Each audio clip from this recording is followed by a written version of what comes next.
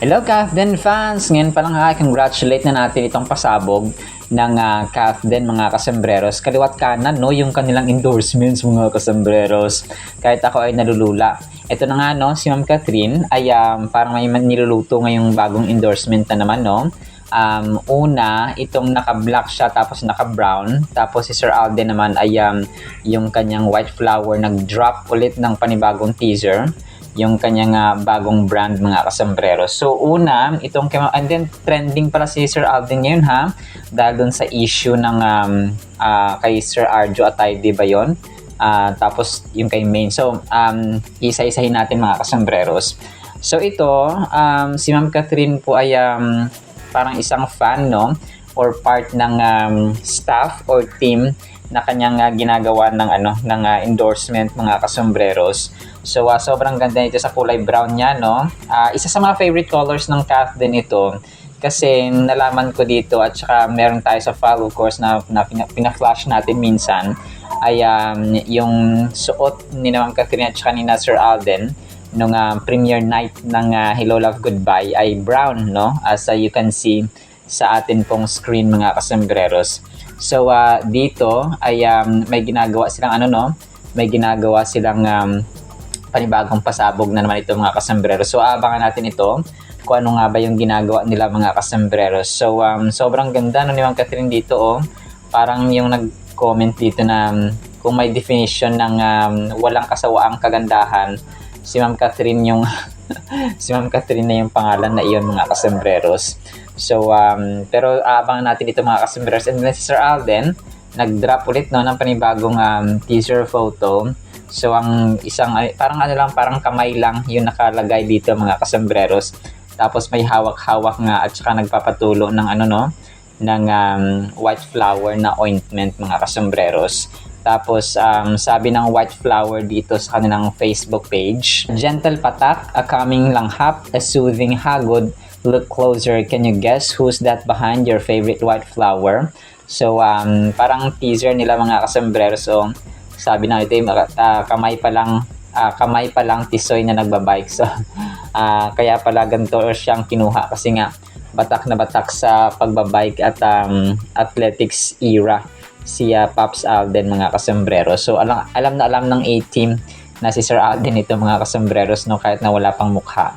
So nag-drop na rin tayo ng picture kahapon mga kasombreros no, na si Pops Alden nga ito. So abangan natin yung mismong video ng kanyang advertisement na ito mga kasombreros. And then ito, so bago yung isang pasabog pa ni Sir Alden, trending si Sir Alden dito rin sa sa PGAG na isang parang updates din siya ng nagaganap sa ating sosyedad. Si Sir Alden ay dito feature nila mga kasombreros no, Alden cutie, tapos may may crying emoji mga kasombreros. So ang PGAG parang may 1.6 million followers mga kasombreros, and trending na naman siya no. And then yung pangalawang trending niya, medyo masama ito no, bad news ito mga kasombreros kasi parang si Sir Arjo Atayde ay na-mention doon no, sa parang kumuha ng parang may natanggap na kickback or pera mula sa mga diskayas mga kasombreros. So napangalanan siya, and then yung kanyang mga ang kanyang tatay ata mga kasos no, related dito sa DPWH nga na corruption sa flood control. So tapos ang mga tao sige post na Alden 1 tapos Arjo Atayde 0. So parang na red flag ba si Sir Arjo Atayde, although nag-post na si Sir Arjo Atayde na wala daw siyang connection, wala daw siyang kinalaman sa mga anomalyang ito mga kasombreros no, na sinasabi dito sa pahayag or sa sinabi ng mga diskayas kanina mga kasombreros. And then ito nag-post ulit no 11 hours ago yung PEP na Catherine Bernardo is said to be moving into a residential condominium skyscraper Juan Rojas Triangle less than 2 years after completing the build on her family home. Full story. So skyscraper mga kasombreros. So One Triangle Rojas. So nung nakaraan Makati no, Ito rin yung parang ano, pero, ano siya, bago na post nila mga kasembreros kagabi lang. 11 hours ago mga kasembreros. Pero let's see no, yung mga further updates dito. And then ito, sobrang nakaka-touch ito, no, na post mga kasembreros. Parang isang ano siya, isang audience doon sa dito sa promo ng nakasama si Ma'am Catherine mga kasombrero sa isang endorsement yata. Sabi niya dito is si Eric John Salut. Sabi niya, galing ako sa promo shoot ng Reyna kanina. Siya yung kung kailan umaani ng katakot-takot na tagumpay, doon lalong nagiging humble. Iba ka, Catherine Bernardo. So grabe nakaka-touch, no? Sobrang humble and talagang bagay na bagay sila ni Sir Alden kasi si Sir Alden din super humble and then si Ma'am Catherine super humble. So talagang nagmamatch yung kanilang characters at ugali mga kasombrers na hindi sila tinatangay ng agos ng tagumpay, hindi sila nagpapadala ng tagumpay kung yung success, yung fame, yung money, yung pera mga kasombrers, yung kaliwat kanan ng mga endorsements and ganap mga kasombrers. Parang hindi yung nagpalaki ng kanilang ulo bagkus ay mas lalong pinahumble sila mga kasembreros, no? So iba talaga nagagawa ng salita ng Panginoon lalo na po kay Sir Alden. And then dito kasi nga nakita mo talaga sa mga reactions si Ma'am Catherine minsan sa mga fans, sa mga random na mga strangers, no? Kahit nga dun sa isang i-vlog ko noon na parang isang Grab food driver siya. Tapos nakita niya si Ma'am Catherine na papasok na sana sa kanyang van. Tapos ay tinawag niya tapos para magpa-picture tapos gabi na yon.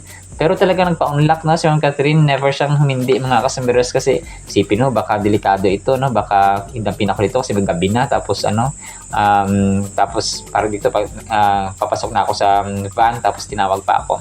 Pero never daw siyang humindi mga kasomberos. Na i-vlog ko iyon mga kasomberos. Sobrang bait talaga ni Ma'am Catherine mga kasomberos. Alam mo hindi sila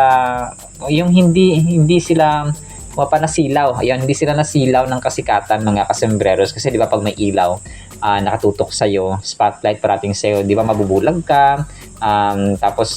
Pero sila hindi mga kasusunod ni Sir Alden. So sobrang the best na ng tandem ng Kathleen talaga mga kasembreros. And then ito, si Baby QQ, no? Ang cute, nag-post ang atin ni Ma'am Catherine na si Kay mga kasembreros, no? si Baby QQ ay nag-makeup sila ng kanyang pinsan yata ito mga kasembreros. Tapos to more makeup parang naging parang naging kengkoy na tuloy yung mukha niya mga kasembreros kasi nga hindi naman marunong mag-makeup mga sorry po na i-vlog ko kasi nakikitan din ako kay Baby QQ mga kasembreros. Tinan mo, naging naging makeup artist na naalanganin mga kasembreros. Hinalo-halo na yung kulay brown sa kanyang itsura. And then ito, next item natin mga kasembreros, no? Parang may nag-request sa kanya na parang edit ng konti. Sabi niya, si Alden ba yung mukhang matanda naman? Tapos parang in-edit niya sa isang AI generation na tapos parang medyo mature si Alden mga kasembreros. So akala ko nang mabash ito no, hindi pala. So parang request niya pala ito na request niya na parang Sir Alden na medyo mature mga kasembreros. And then ito, last item natin ito mga kasembreros, no? So, hindi, kalawa pala. So, second from the last, yung San Miguel Foods mga kasembreros na Alpha Pro ay nag-post ulit no, ng panibagong teaser photo saan niya gustong ipet mo siya. Likod ng tenga, balikat, baba, dibdib, tiyan. So, tapos yung picture niya, phenomenal box office king mga kasembreros, dama ang saya. And then last item natin, ito no, may panibagong inedit sila doon sa parang Gemini AI mga kasembreros. So Sir Alden na nasa loob ng parang mini Alden. Nasa loob siya ng, hindi ko alam kung souvenir na totoo or AI generated na naman. So parang AI generated siya mga kasusunod, Gemini generated. Nasa loob siya ng isang parang glass, tapos parang garapon siya na style, tapos parang souvenir type mga kasembreros, tapos nagja-jogging siya. Tapos sa likod niya sinama Marlene Capones at saka sina Mitch Oliva yata ito mga kasembreros. So yun po no. So actually that is it no sa ating Kathleen items. Sana po ipakinggan po natin ang Word of God. Congrats ulit sa Kathleen. Today is September 8, 2025, Monday na po. Blessed Monday po Blessed Monday evening po sa bawat isa. Sana po ipakinggan po natin ang napakagandang Word of God. At para po sa ating Word of God ay sobrang ganda po nito mga kasembreros ha. Ang title po, Kung Alam Mo Lang. Ano kaya to? Luke 15, 1-7. Storya po ito ha ng nawawalang tupa mga kasembreros. So medyo mahaba po ito. Pero babasahin po natin no. Then all the tax collectors and the sinners drew near to him, to Jesus Christ, to hear him, and the Pharisees and scribes complained. Nagreklamo yung mga Pariseo, saying, "This man receives sinners and eats with them." So he spoke this parable to them, saying, "What a man of you, having 100 sheep, if he loses one of them, does he not leave the 99 in the wilderness and go after the one which is lost until he finds it? And when he has found it, he lays it on his shoulders, rejoicing. And when he comes home, he calls together his friends and neighbors, saying to them, 'Rejoice with me, for I have found my sheep which was lost.' I say to you that likewise there will be more joy in heaven over one sinner who repents than over 99 just persons who need no repentance." Napakaganda po nito mga kasembreros. Kung kaya yung ginawa kong title ay Kung Alam Mo Lang. Ito yung kung alam mo lang yung pag-ibig at gaano ka dakila, no? Gaano ka great, gaano ka lalim, gaano ka taas, gaano ka haba, gaano ka eternal, gaano ka, hindi ko ma-explain mga kasembreros yung pag-ibig ng Diyos sa atin. So, alam natin yung scenario na ito, no? Na kung saan ay si Jesus Christ, habang nasa lupa pa siya noon ay nasa parang kumain siya kasama ng mga tax collectors. So mga tax collectors kasi sa time noon no ay talagang corrupt at saka mandarambong. Kumbaga pa kinukulimbat nila ang pera mga kasembreros, yung tax na nakukuha nila sa tao. So isa sila sa pinakamakasalanang tinitingnan ng mga tao. Kumbaga pa they are known, talagang mapakilalang kilala ang mga tax collectors at that time na sobrang gahaman sa pera. So kung kaya ang mga tao, no, ang mga Sadducees, ang mga Pharisees, mga kasembreros ay nagulat, no, kung bakit ang si Jesus Christ, ang master, ang rabbi, ay kumakain kasama ang mga makasalanang ito, no? Kung kaya si Jesus Christ, knowing their hearts, knowing their intentions, ay nagsabi at nagkwento ng parable na ito, which grabe, no? Grabe yung wisdom talaga at saka yung kaalaman ng Panginoon, unfathomable, na hindi siya kayang tumbasan at wala siyang equal mga kasembreros, walang kapantay at walang papantay sa infinite wisdom ng Panginoong Jesus. Kumbaga pa, yung human measurement, yung intelligence quotient, yung human standards natin ay hindi siya papantay at hindi siya mapapantayan mga kasembreros ang kanyang talino. So, ang parable na ito ay yung kwento ng yung parable na kinuwento niya dito ay yung the lost sheep mga kasembreros. So alam natin kwento, no, yung nawawalang tupa mga kasembreros, and narinig na natin ito ng so many times kasi sikat na sikat mga kasembreros yung nawawalang tupa. So yung summary niya dito ay nawala yung isang tupa. Sa isang daang tupa meron yung isang shepherd, no, yung isang tagabantay mga kasembreros, at nawala yung isa, no? Nung sabi niya dito, nung nawala yung isa, 'di ba, iiwan niya yung 99 para hanapin yung isang nawawalang tupa. And kung nahanap na niya, natagpuan yung nawawalang tupa na nawala, ay grabing saya, no? Grabing saya mga kasembreros, at tuwa at galak niya nang matagpuan niya yung nawawalang tupa. So ganun din po sa atin. Kagaya ng isang tao, hindi niya kailangan ng doktor kung hindi siya makasalanan. So ito yung sasabi ni Lord Jesus Christ na the more na mas marami tayong kasalanan, mas kailangan natin ng Savior. Mas kailangan natin ng tagapagligtas at magpapatawad sa atin mga kasembreros. That is why si Jesus Christ umupo kasama ng mga sinners, ng mga tax collectors, mga kasembreros. So grabe, no, immense, great, actually, no, napakadakila ng kanyang pag-ibig at compassion sa atin, na God has meron siyang tayo lang actually yung nawawala ng time sa kanya, no, nawawala sa schedule natin.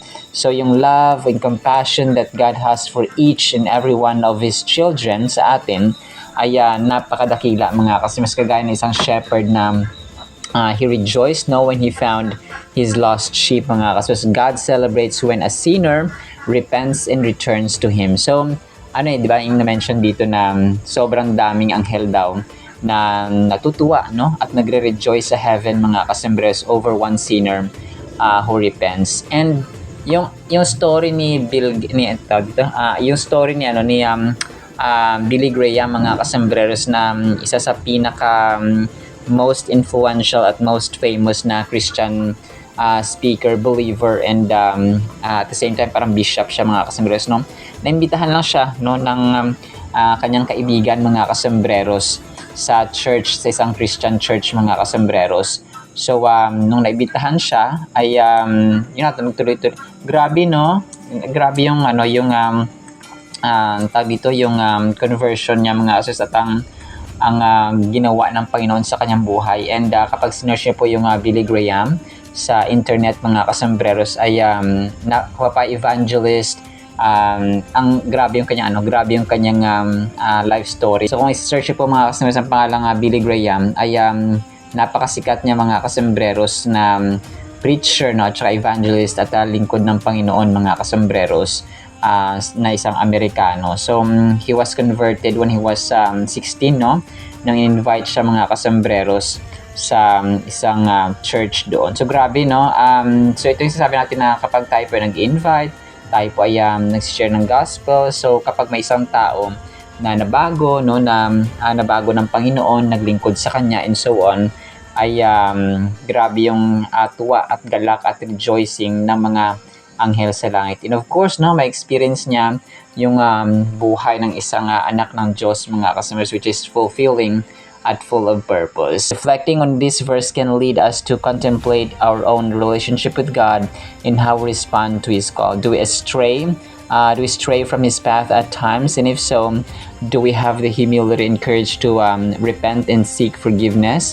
So may mga times na tayo ay talagang sobrang busy na, no? Sobrang wala ng panahon, mga kasembreros, sa ating Panginoon. And this is the time, no, na tayo po ay manumbalik sa Kanya. To illustrate the depth of God's love portrayed in this parable, consider the analogy of a parent searching for a lost child in a crowded place. So, kagaya ng isang magulang, no, na nawala yung anak sa park, for example, or sa mall, o kung saan man dyan na public place, mga kasembreros, at saka siguro yung nanay talagang, pag naghanap yan, tatay talagang pag nawala niya sa tabi niya, sa kanyang tabi, no, kahit saglit lang, mga kasembreros, ang anak niya talagang matataranta na yun, no? Matataranta na siya, mga kasembreros. Minsan magtatawag pa ng paging para mahanap yung anak, mga kasembreros. So imagine mo, tao lang yun, no? Tao yung magulang natin. How much more ang Diyos, mga kasembreros. The parents' relentless search and overwhelming joy upon finding the child mirror God's pursuit of us and the celebration in heaven when a sinner repents. Just as the parents' love knows no bounds, God's love for us surpasses all understanding, leading Him to seek us out and rejoice when we return to Him. Grabe, no? Ito yung parating nire-remind sa atin ng Diyos na kapag tayo po ay bumalik, no, nagkasala, matagal tayong walang panahon sa Kanya, walang schedule, yung schedule natin hindi siya kasama, matagal tayong hindi nanalangin, nagsisimba, and so on, hindi gumagawa sa Kanyang kaharian. And then when we return, no, talagang open arms, mga kasembreros, na nag-aantay siya sa atin. So in conclusion, the parable of the lost sheep serves as a powerful reminder of God's unwavering love. Kung alam lang natin na yung Kanyang pag-ibig, His joy over repentance, and the individual significance each person holds in His eyes, it challenges us to recognize our worth, embrace God's invitation to return to Him, and experience the profound joy of reconciliation with our Creator. So, hindi pa huli ang lahat, no? Habang tayo po ay merong panahon, ay let's seek God, mga kasembreros. Hindi tayo yung forever na lost, forever na walang panahon, forever na busy sa agenda araw-araw. Wag po tayo magpaalipin sa trabaho, sa pera. Kailangan natin sila, but yes, no, walang meaning at walang purpose. Kapag tayo po ay walang connection sa Panginoon, maaring salat tayo at marami tayong income, marami tayong material things, pero yung ating kaluluwa pala ay patay, no, or malnourished, mga kasembreros. So delikado po yun. Alright, so kung alam lang natin yung dakilang pag-ibig ng Diyos sa atin. So, yan lang po sa ating Word of God ha. Nawapay pagpalaan po tayo ng pag-ibig, pananampalataya, pag-asa, at sariwain natin ang pag-ibig ng Diyos na dakila at malalim at eternal mga kasuners. In Jesus' mighty name we pray. Amen and Amen. See you sa next segment mga kasuners and paalam po. I love you all.